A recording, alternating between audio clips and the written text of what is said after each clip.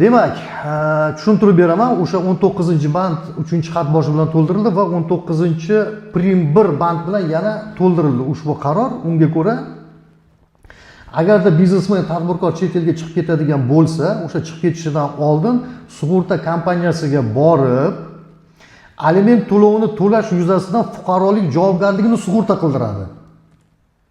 Ya'ni men aliment to'layman deydi, o'sha sug'urta kompaniyasiga boradi, o'sha fuqarolik javobgarligini sug'urta qildiradi va bu sug'urta kompaniyasi majburiy ijro byurosi bilan o'rtasida bosh kelishuv belgilashadi. Ya'ni generalniy это соглашение deydi ruschasiga, bosh kelishuv qiladi majburiy ijro bilan sug'urta kompaniyasi.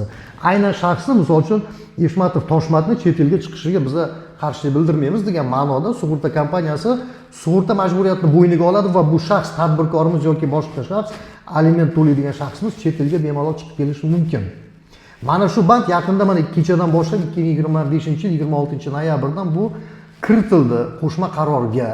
Demak, bundan buyog'iga kimda kim chet elga chiqmoqchi bo'lsa, aliment sug'urtasini amalga oshiradi, sug'urta kompaniyasiga borib, sug'urta fuqarolik majburiyatini sug'urtalaydi va uni majburiy ijroga beradi. Majburiy ijro bilan sug'urta kompaniyasi o'rtasida bosh kelishuv belgilanadi va shundan keyin aliment to'lovchi shaxs, u erkak kishi bo'ladimi, ayol kishi bo'ladimi, farzand otasiga nisbatan bo'ladimi, 3 oygacha bo'lgan muddatga chiqib kelish huquqiga ega.